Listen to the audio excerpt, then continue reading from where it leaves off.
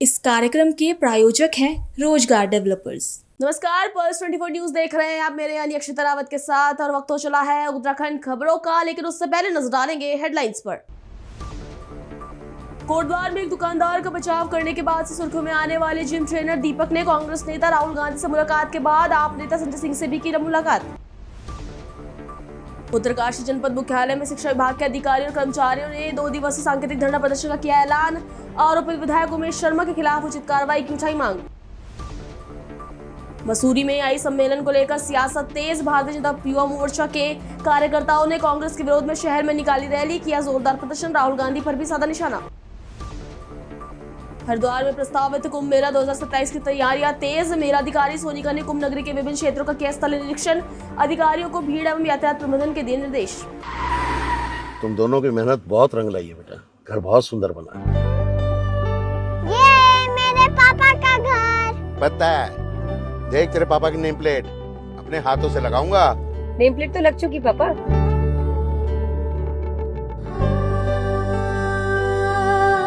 असल मेहनत तो आपने किया पापा, मुझे इस काबिल बनाने के लिए। वो जिंदगी भर किराए के मकान में रहे, लेकिन तो आज ये घर मेरा नहीं, ये है मेरे पापा का घर।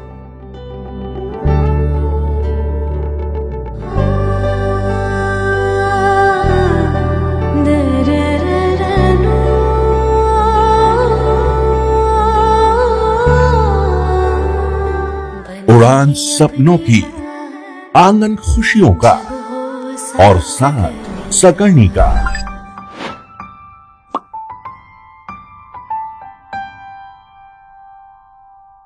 60 वर्षों से आपके साथ मनोरंजन और संस्कार का संगम, जाह्नवी मैगजीन। चलिए अब देखते हैं खबरें विस्तार से। कोटद्वार में एक दुकानदार का बचाव करने के बाद से सुर्खियों में आने वाले जिम ट्रेनर दीपक ने कांग्रेस नेता राहुल गांधी से मुलाकात के बाद आम आदमी पार्टी के नेता संजय सिंह से भी मुलाकात की। उन्होंने कहा कि मुझे यहां मिलने के लिए बुलाया गया है और आश्वासन दिया गया कि आपके साथ जो कुछ भी हुआ वो गलत है और ऐसा नहीं होना चाहिए था। आपको जो धमकियां मिल रही है वो गलत है, इसमें कोई परेशानी वाली बात फिलहाल नहीं है। देखो, मेरे को मिलने के लिए बुलाया गया है कि यही आश्वासन दिया गया है कि जो भी कुछ हुआ है वो आपके साथ गलत हुआ है, ऐसा नहीं होना चाहिए था। और जो आपको धमकियां मिल रही हैं, जो आपको गालियां दे रहे हैं लोग बाग, ये संगठन से जो रिलेटिव जो लोग हैं, तो ये चीज़ जो भी हो रही है वो गलत हो रही है। और मेरी फैमिली को भी यही आश्वासन दिया गया है कि आप अपना ध्यान रखिए, कोई दिक्कत वाली बात नहीं है कि आपने कोई गलत काम नहीं किया, आपने बहुत अच्छा काम किया है, तो इसमें कोई दिक्कत वाली बात नहीं है। बढ़ेंगे अगली खबर की ओर। उत्तरकाशी जनपद मुख्यालय में मुख्य शिक्षा अधिकारी सहित शिक्षा विभाग के सभी अधिकारी और कर्मचारियों ने सरकार के विरोध में 2 दिवसीय सांकेतिक धरना प्रदर्शन का ऐलान किया है। यदि सरकार आरोपित विधायक उमेश शर्मा और उनके साथियों पर कोई उचित कार्रवाई नहीं करती तो संपूर्ण प्रदेश में अनिश्चितकालीन धरना प्रदर्शन भी किया जाएगा। दरअसल 21 फरवरी 2026 को देहरादून में एक स्थानीय स्कूल का नाम बदले जाने पर विवाद को लेकर भाजपा विधायक उमेश शर्मा काऊ के समर्थकों के शिक्षा निदेशक पर कथित हमला किया गया था, जिसके बाद से ही शिक्षक संघ लगातार विधायक और उनके समर्थकों के खिलाफ उचित कार्रवाई की मांग उठा रहा है। इस कार्य बहिष्कार के कारण शिक्षा विभाग के प्रशासनिक कार्य पूरी तरह से ठप हो रहे हैं। हालांकि मुख्य शिक्षा अधिकारी अमित कोटियाल ने स्पष्ट किया कि बोर्ड परीक्षाओं के कार्य को फिलहाल इस बहिष्कार से बाहर रखा गया है ताकि छात्रों का भविष्य प्रभावित न हो। जैसा कि ये अभी विदित है कि हमारे प्रदेश के एजुकेशन डिपार्टमेंट के मुखिया जो हमारे डायरेक्टर होते हैं, यदि विधायक साहब या उनके साथ जो अन्य साथी रहे हों, उनके द्वारा जो हमारे डायरेक्टर साहब के साथ एक कृत्य किया गया है, एक निश्चित रूप से अराजकता का माहौल बनाया गया है। ऐसी स्थिति में हमारे प्रदेश से लेकर जनपद स्तर के जो कार्यालय हैं, वहाँ पर जो कार्यरत हमारे अधिकारी हैं, हमारे कर्मचारी हैं, वो अपने आप को जो है सुरक्षित महसूस नहीं कर रहे हैं।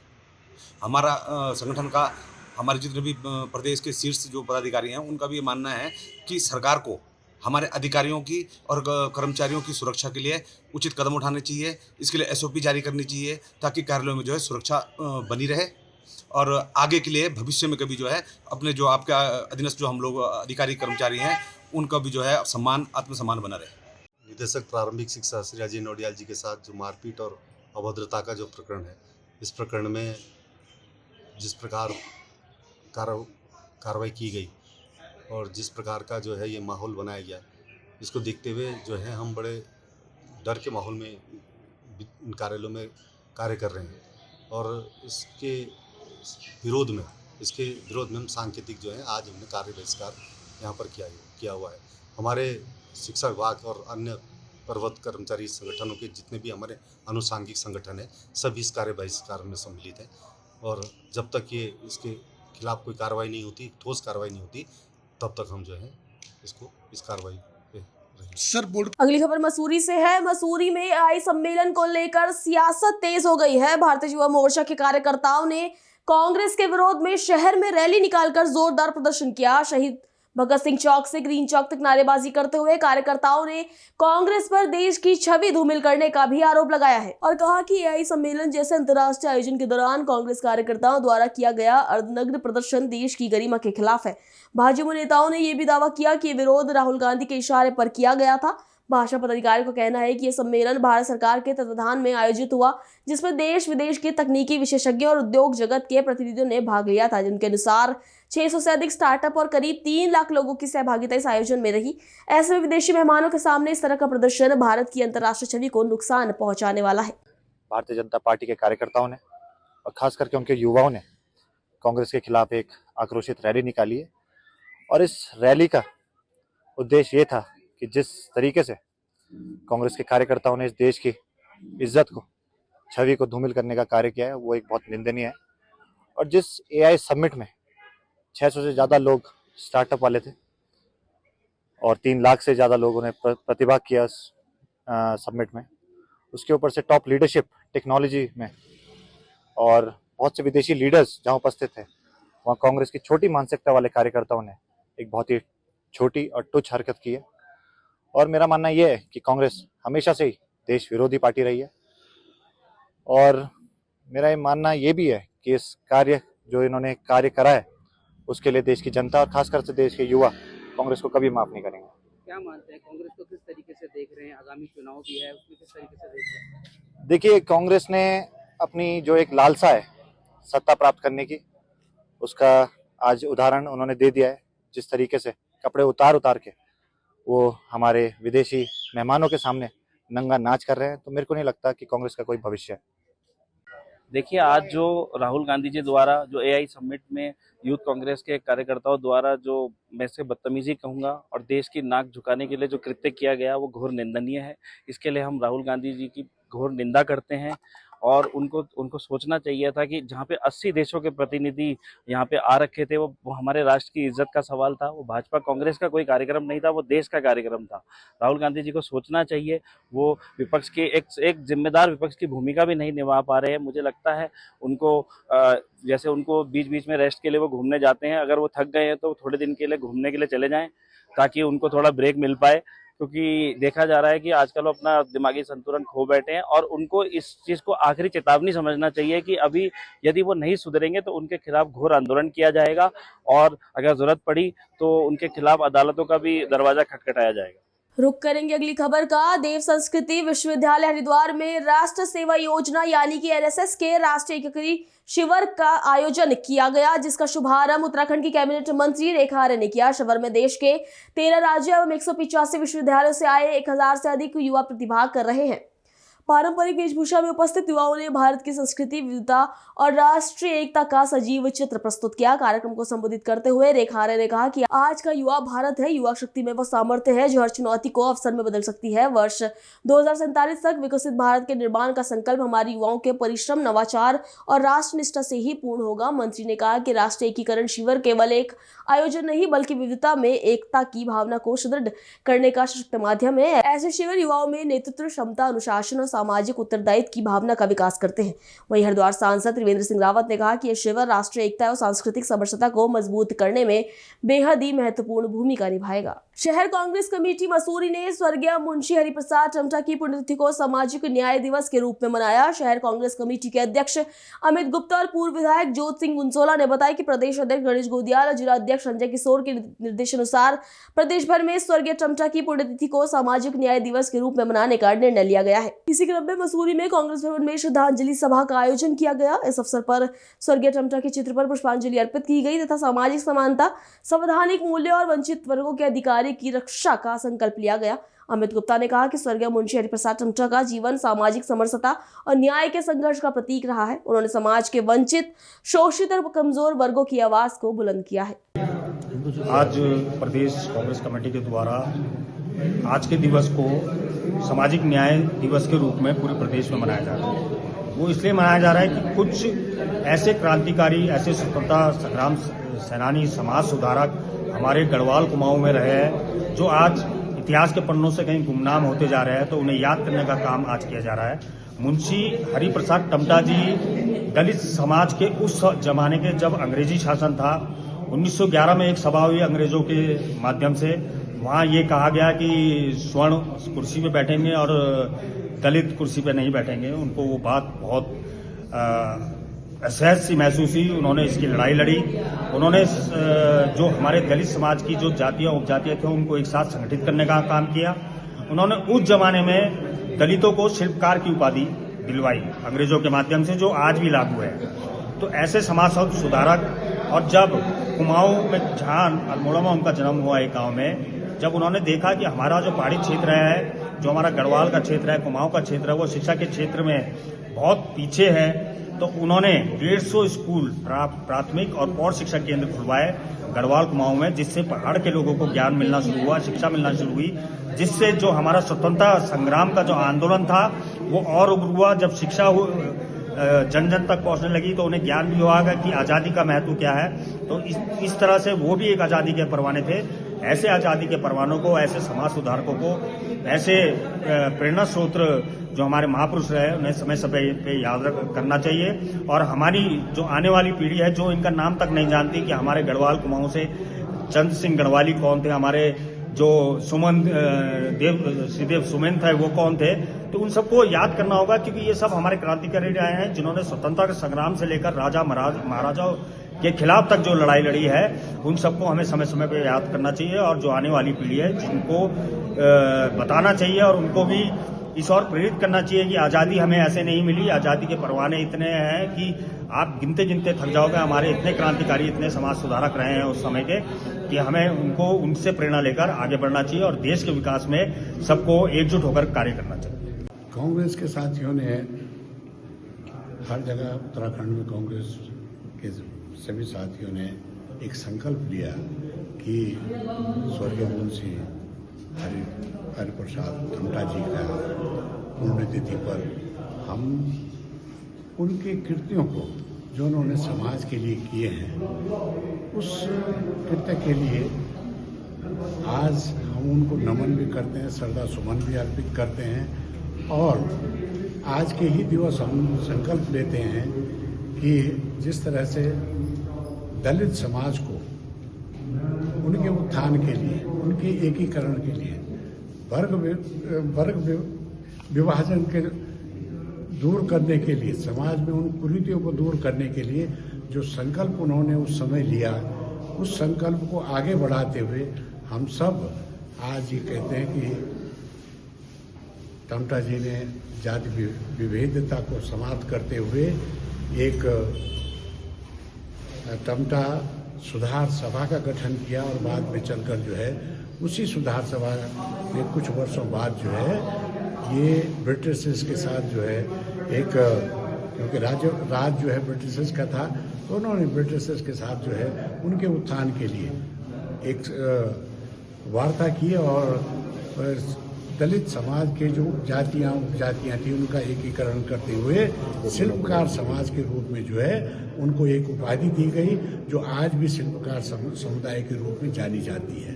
शिक्षा के क्षेत्र में उन्होंने उन्नयन किया।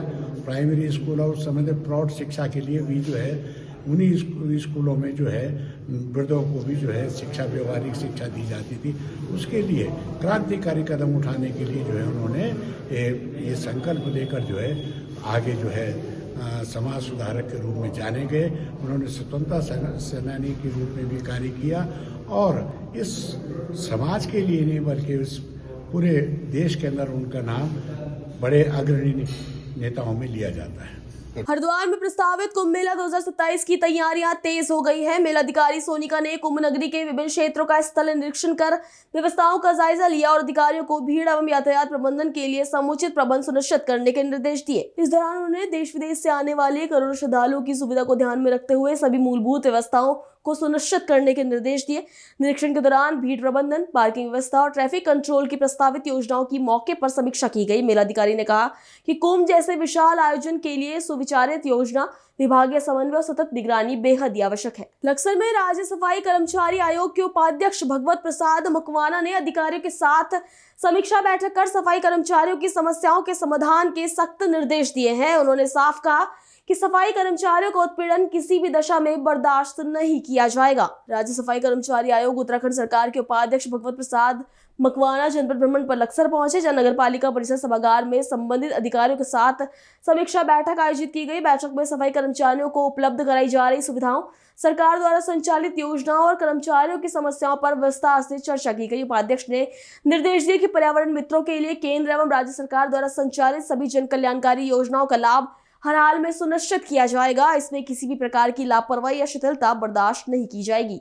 जो इनके द्वारा गलतियां की गई हैं या अनियमितताएं हैं, उनको सुधारने के इनको निर्देश दिए हैं। शासन स्तर के भी कुछ मामले हैं, कुछ ठेकेदारों के मामले हैं। सफाई कर्मचारी जो संविदा में थे, उनको ठेकेदारी में करने के जो इन्होंने एक इनको व्यवस्था दी थी, उसको समाप्त करने के मैंने निर्देश दिए हैं ईओ को कि किसी भी संविदा कर्मियों को आउटसोर्स ना किया जाए, ठेके में ना किया जाए। 95 से लोग काम कर रहे हैं, 97, 98, 99। अब सरकार ने आदेश दिया है इन लोगों को नियमितीकरण का। अगर अधिकारी ऐसा करते हैं तो निश्चित तौर पर सफाई कर्मचारियों का शोषण होगा, जिसको आयोग बर्दाश्त नहीं करेगा। ऐसे अधिकारियों के खिलाफ कार्रवाई कराई जाएगी जो शासन आदेश के अनुरूप कार्य नहीं करेंगे या सफाई कर्मचारियों का शोषण करेंगे। देखिए, बड़े दुख का विषय है कि भारत सरकार माननीय यशस्वी प्रधानमंत्री नरेंद्र मोदी जी ने हाथ से मैला उठाने की प्रथा को समाप्त करने के लिए एक कार्य योजना राष्ट्रीय सफाई कर्मचारी वित्त विकास निगम के माध्यम से चलाई। उसमें पूरे देश में सर्वेक्षण के आदेश हुए। पूर्व में भी 18 में हुआ था सर्वेक्षण, तो लगभग 2000 से अधिक लोग हरिद्वार जनपद में पाए गए। देहरादून में भी 2256 कर्मचारी पाए गए ऐसे। उनके पुनर्वासन की स्थिति भी ठीक नहीं पाई गई है। यहाँ समाज कल्याण अधिकारी ने बताया कि मात्र 36 लोगों को लोन दिए गए। उनका कहना है कि बैंक इसमें लापरवाही कर रहे हैं। 85 मामले अभी भी उन्होंने भेजे हुए हैं। अब बैंक अधिकारी मीटिंग में विलम्ब से पहुँचे हैं। एलडीए के प्रतिनिधि के रूप में उनको मैंने निर्देश दिया है। उन्होंने आश्वस्त किया है कि 1 सप्ताह में हम जो लोन स्वीकृत होने हैं उनको स्वीकृत करके समाज कल्याण को दे दिया जाएगा। सर क्या देखिए, मैंने अभी उनको कहा है, ईओ लंडोरा को भी कहा है कि ये संविदा के इतने सारे लोग हैं, उनको ठेके में आप क्यों कर रहे थे?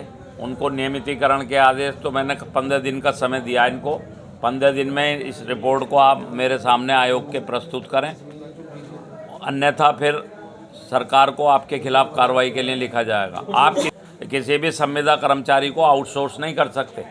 शासन ने ऐसा कोई आदेश नहीं दिया, सरकार की तरफ से कोई आदेश नहीं है कि अभी देहरादून में भी मेडिकल कॉलेज में ऐसा ही मामला आया था कि उपनल के कर्मचारियों को आउटसोर्स किया जा रहा था। आयोग की पहल पर वो लोग नहीं, हमने रोक दिए और टेंडर में उनको सम्मिलित नहीं किया गया, नहीं तो वहाँ की प्रिंसिपल सम्मिलित कर रही थी। इसी प्रकार नगर पालिका हो या कोई सा भी विभाग हो, अगर कोई कर्मचारी संविदा में काम कर रहा है या उपनल के माध्यम से कार्य कर रहा है, अब उपनल के लिए आपको जानकारी है कि समान कार्य समान वेतन के आदेश सरकार ने कर दिए। नियमितीकरण के भी धामी सरकार ने आदेश कर दिए। 2018 तक जो कर्मचारी किसी भी विभाग का किसी भी श्रेणी का 10 वर्ष की सेवाएं पूरी कर चुका, उसको नियमितीकरण किया जाएगा।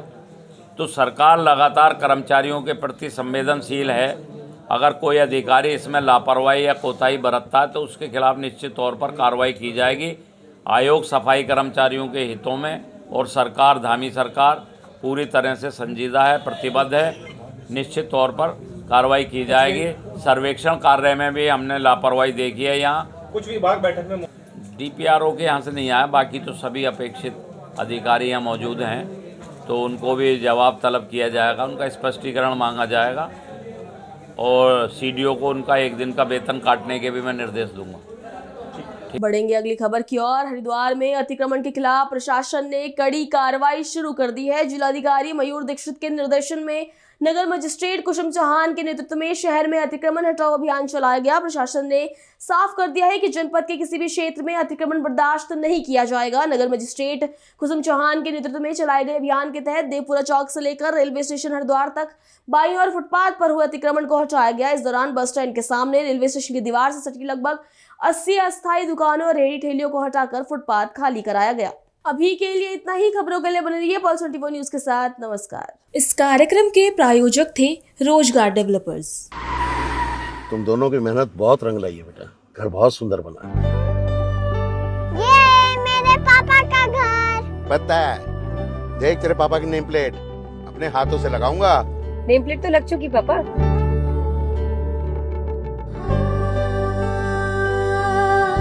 असल मेहनत तो आपने की है पापा, मुझे इस काबिल बनाने के लिए। वो जिंदगी भर किराए के मकान में रहे, लेकिन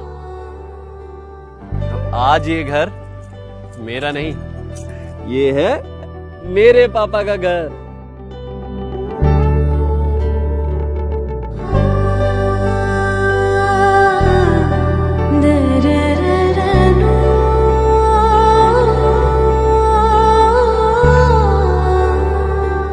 उड़ान सपनों की, आंगन खुशियों का और साथ सकर्णी का।